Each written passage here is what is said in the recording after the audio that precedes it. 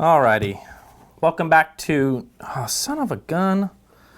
Welcome back to New Record Day. You know, one of the things that I don't like about any of this Schiit audio gear, all of this gear, let me see if I can make it do it.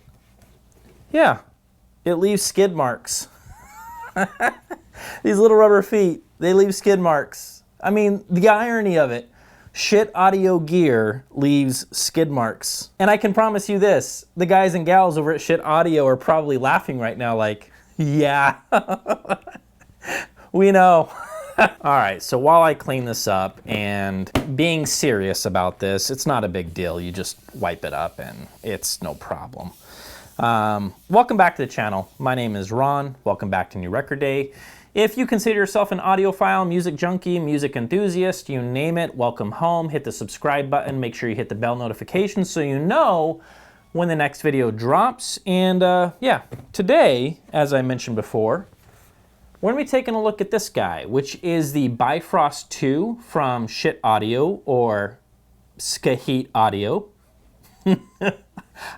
I can't help myself. I can't help myself. Welcome back to the channel. Let's have some fun and dive into this. But first, a quick word from today's video sponsor, Audio Art Cable. Buying cables for hi-fi equipment doesn't need to be complicated, and today's show sponsor, Audio Art Cable, is here to help with a wide range of cables for every budget. Now, NRD is no stranger to audio art cables. In the past, we have reviewed their classic line and even took their award-winning statement series for a spin. Both of those reviews will be linked in the description down below. When we asked Rob Fritz of Audio Art Cable to hook us up with the goods for this review, he recommended an entire loom of Cryo E2 cables, including their IC3 E2 interconnects and SC5 E2 speaker cables. Keeping my integrity in check and knowing Audio Art is sponsoring this show, I'll spare you guys with the hyperbole and leave it at this. I do believe that cables can make a difference, and I do recommend Audio Art Cable's lineup without hesitation. Last, Rob has graciously offered you guys 20% off any cables using coupon code NRD. So yeah, if you need cables and you want to save some money as well, now is your chance. Yeah, so thanks, Rob. I certainly do appreciate it. Make sure you guys pay attention to the 20% coupon, which is NRD. And keep in mind, that is a limited time situation, so it's not going to be a forever type thing. I don't know how long Rob is going to keep that coupon code active, but it's there if you want to use it. Let's stop talking about cables. And yeah, let's dive in and have some fun with the Bifrost 2 from Schiit Audio. The Bifrost 2 is a pretty interesting DAC. This multi-bit digital to analog converter offers a modular design which allows listeners to upgrade as they desire with future improvements of the design topology. Best of all, this guy comes with a reasonable price tag that certainly won't break the bank. The first thing that impressed me about the Bifrost 2 is the looks. The enclosure is beautiful to look at with sleek styling that makes this guy stand out of the crowd of the typical black boxes we often see when shopping for hi-fi products.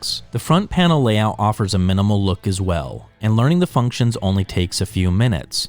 On the front, there is a button that allows you to change the inputs of the DAC, and just to the right, indicator LEDs that let you know which input you have selected. Beyond these, to the right is your infrared window for the remote control, and last, one more indicator light for the reverse phase option which can be enabled on the remote control. Speaking of remote controls, it was nice to see that Schiit Audio opted for an all-metal design that's even magnetic, making life easy for those who have a tendency of losing remotes. Best of all, every function discussed can easily be accessed without leaving the comfort of your couch. Taking a look at the business end, the Bifrost 2 offers a standard IEC power plug which can be configured as needed on checkout. To the left, there is a toggle switch for power, and beyond that, we find our first module which can be upgraded in the future, which is a USB input. Just below this module, there is an optical and coaxial input, and to the left, something new for Schiit Audio. You guessed it, a micro SD slot for simple and easy to do firmware updates. Pretty clever. And last but not least, there are a pair of single-ended outputs, and believe it or not, my friends, balanced outputs as well. So yeah, taking everything into consideration, this DAC seems like a no-brainer. And the only thing left to do is take this thing for a spin and tell you guys how it actually sounds. And with a warm welcome back to New Record Day, that is exactly what we are going to do. So I gotta be honest with you, this review, it caused a little bit of anxiety. this week has been a little bit challenging for me in terms of trying to work through my thoughts of what am I gonna say about a DAC? What is there to say about a DAC? Something that is essentially a utility item. It has a function, it has a job. It is taking digital information and it is trying to piece that puzzle back together again in a beautiful way so we can enjoy music, hence digital to analog converter. Here we have the Bifrost 2, and here we are on New Record Day. What do I know about DACs? I'm certainly not a digital guru, and I certainly have not experienced a whole lot of DACs. And then I realized, well, there's my cure for anxiety right there, is just be honest with the audience, and that's exactly what I'm gonna do. I am not a guru when it comes to digital. I am diving in slowly into the realm of all things digital to experience it. And while I have tried some DACs out in the past, I haven't really spent a whole lot of time reviewing DACs here on this channel. And so it's important to understand in context that this is not gonna be the type of review where I'm gonna be able to tell you this compared to these 5 or 6 other DACs that I have in house that are around the same price. This is what you're gonna get out of this one versus that one versus that one. No, no. I really don't have a whole lot to go by other than this Lone Ranger right here, which is, I would say, a mid-priced DAC, under $1,000. I'm gonna try to tell you whether or not I think that the juice is worth the squeeze. So, let's get started with some of the basics.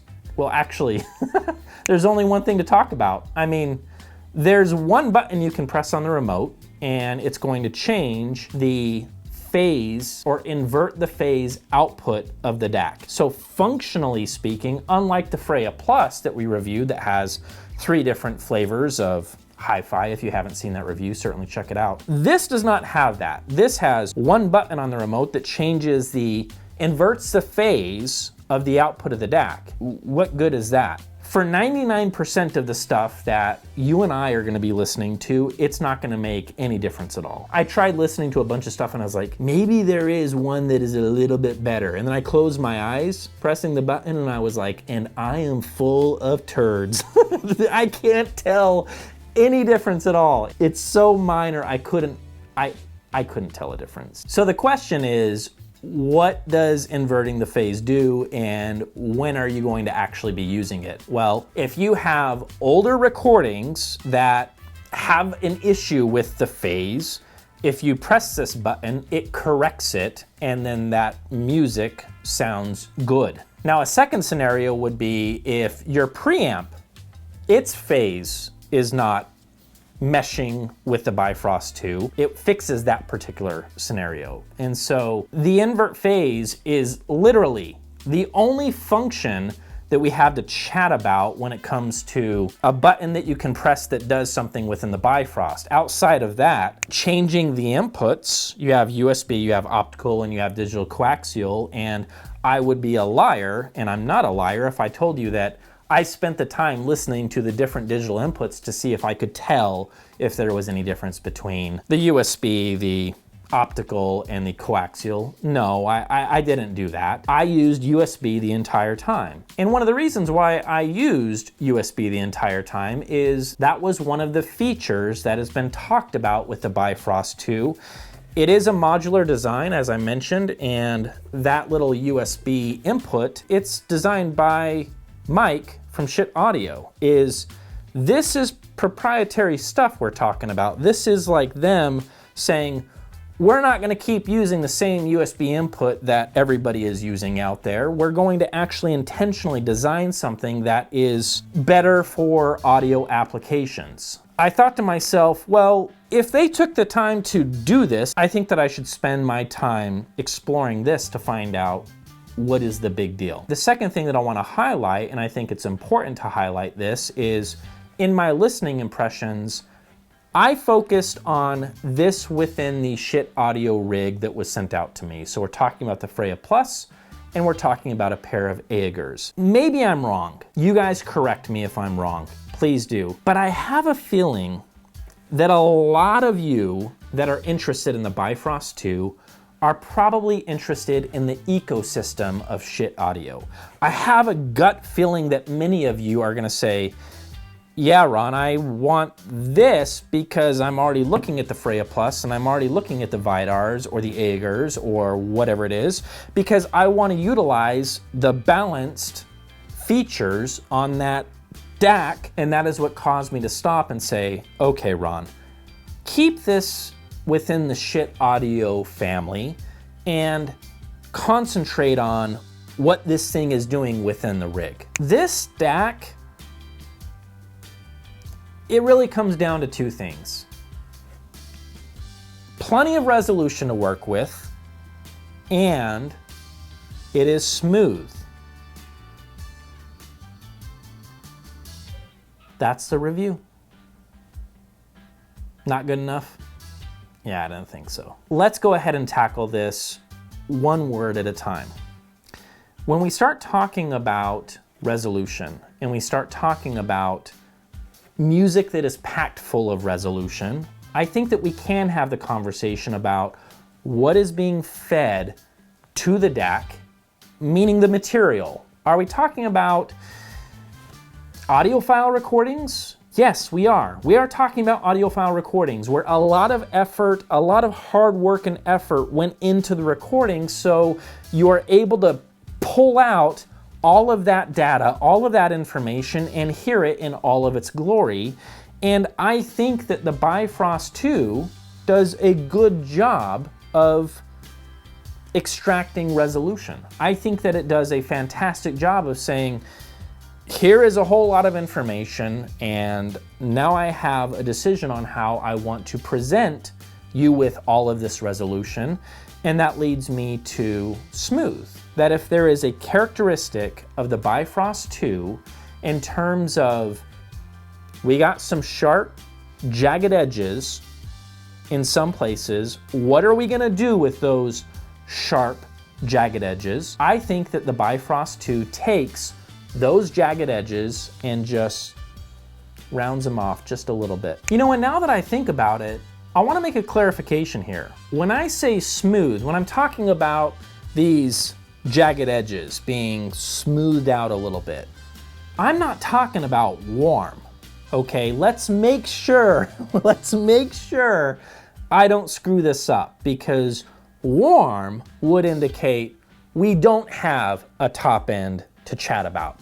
That's not what I'm saying here. I don't find this to be a warmish sounding DAC. I think this DAC unpacks a lot of resolution, and I think it does it in a very smooth-like manner. All of those little jagged edges that you didn't like, and that's the key point, the stuff that you didn't like is smoothed out. What was all the anxiety about? That was easy, right?